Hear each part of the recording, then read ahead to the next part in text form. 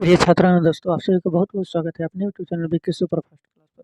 मैं आज आप लोगों के लिए लेकर आया हूँ 10वीं वर्ग का भूगोल, जिसका मैं पहला चैप्टर लेकर आया भारत संसाधन एवं उपयोग, India resource and their utilisation.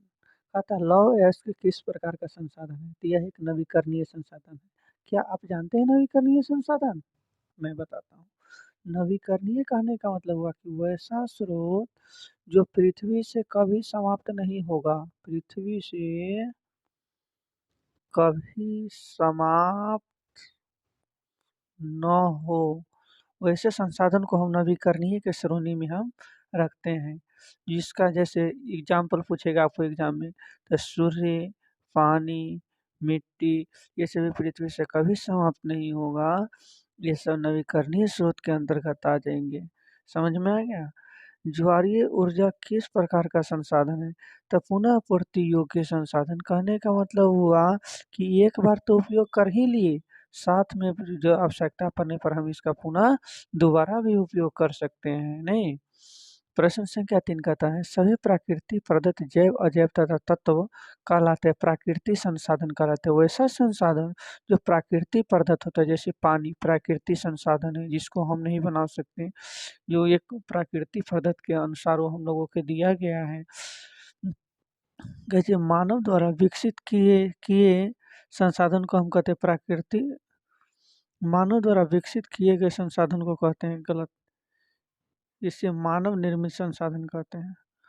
मानव निर्मित संसाधन कहते हैं। संसाधन, मानव निर्मित संसाधन, मानव द्वारा विकसित किए गए संसाधन को हम मानव निर्मित संसाधन कहते हैं। उत्पत्ति के आधार पर संसाधन का वर्गीकरण किया गया। इसे दो भागों में नवीकरणीय और अनवीकरणीय। नवीकरणीय जिसका भंडार असीमित हो, जो कभी खत्म नहीं होने वाला हो, और अनवीकरणीय का मतलब होता है जिसका भंडार सीमित है, जो एक दिन खत्म हो जाएगा। जैसे कोयला, ये खत्म होने के भविष्य में 20 या 25 वर्षों के बाद इसकी संभावना जो है समाप्त हो जाएगा, है ना। किस क्षेत्र के लोग कहे जाते हैं? कहता मानवीय संसाधन, जिस क्षेत्र में मानव अपने श्रम के आधार पर किसी चीज का विकास कर देता है, वही उस क्षेत्र के लिए एक संसाधन की तरह लोग जाने जाते हैं। वो इस तरह के लोग। संसाधन निर्माण के लिए क्या आवश्यक होता है? तकनीकी ज्ञान, आवश्यकता, आवश्यकता। जब तक किसी चीज का आवश्यकता नहीं होगा, जब तक उसका आविष्कार क्या होगा? इसीलिए तो कहा गया है कि आवश्यकता ही आविष्कार की जननी है। ऑल फॉर सभी इसका आंसर हो जाएगा। केरल में पाए जाने वाला थोरियम किस प्रकार के संसाधन का है? अनवीकरणीय, अनवीकरणीय है। कहने का मतलब एक दिन संभावना है कि ये क्या हो जाएगा? खत्म हो जाएगा। खत्म हो जाएगा, तभी तो हम इसको हम अनवीकरणीय की श्रेणी में रखते हैं। प्रश्न संख्या 9 कहता है संसाधन होते नहीं बनते हैं, यह कथन किसका है? जिम्मरमैन का कहना था कि संसाधन होता नहीं है, बनता है।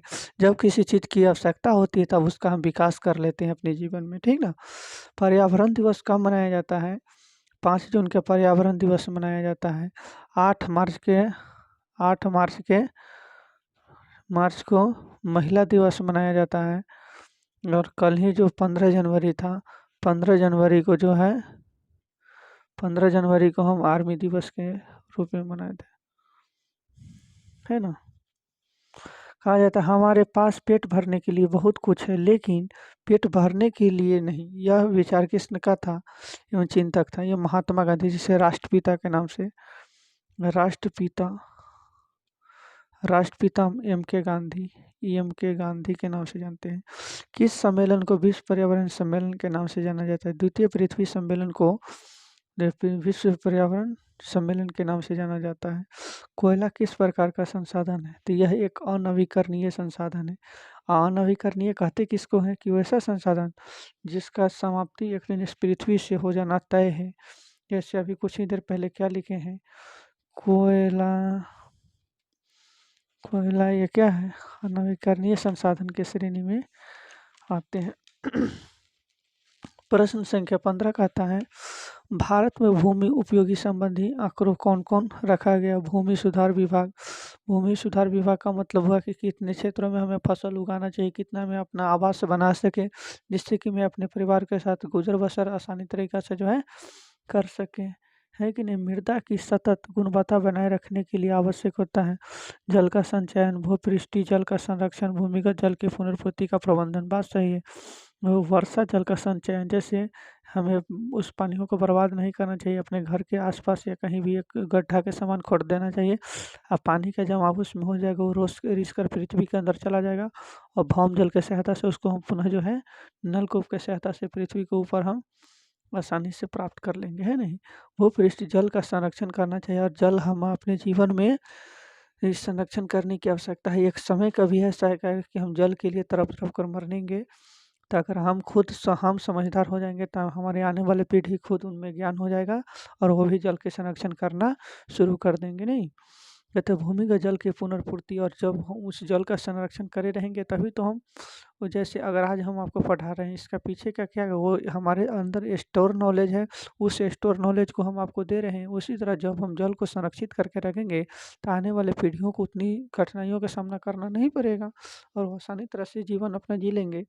भारत में कुल उपलब्ध भूमि के लगभग कितने प्रतिशत भाग पर मैदान का विस्तार है। तो कहता 43%, 43% भाग ऐसे हैं जिस पर क्या है मैदान का विस्तार किया गया है। कहते पंजाब में भूमि निम्नीकरण, निम्नीकरण का मतलब उसमें लवणता की जो है मात्रा, लवण की मात्रा बढ़ जाए, अधिक सिंचाई इतना हम अधिक कर देते हैं जिसके कारण जो है उसकी निम्नीकरण हो जाता है, लवणीय जमीन हो जाता है। सोपान कृषि किस राज्य में प्रचलित है। उत्तराखंड में। आखिर ये उत्तराखंड में ही क्यों है। सोपान कृषि का मतलब क्या होता है, पहले इसे जाने। जैसे एक सोपान की झूम खेती होता है। सोपान कृषि का मतलब जैसे एक सीढ़ी नुमा तरह की खेती होती है, सीढ़ी नुमा तरह की, जैसे इसमें फसल लगा रहेगा, इसमें लगा रहेगा, जब बारिश होता है तो इसी से करते हुए सारे फसलों में जो है जल का जो है समान मात्रा में जो है प्रवाह हो जाता है ना।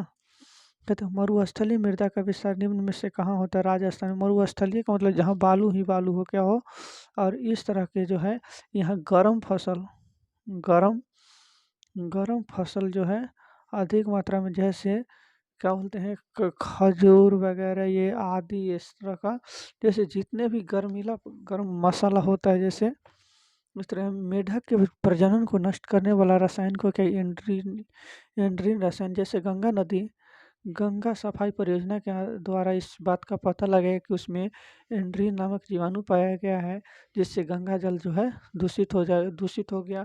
क्यों हो गया, क्योंकि हम लोग पाइपलाइन के सहायता से जो है उसमें अधिक मात्रा में कचरा का प्रवाह कर देते हैं। कहता है काली मृदा का दूसरा नाम क्या है। इसे रेगुर मृदा के नाम से जाना जाता है। Thanks for watching this video. इस वीडियो को देखने के लिए आप सभी को बहुत बहुत धन्यवाद। हमारे चैनल को लाइक, सब्सक्राइब, कमेंट और दोस्तों के साथ शेयर जरूर करें।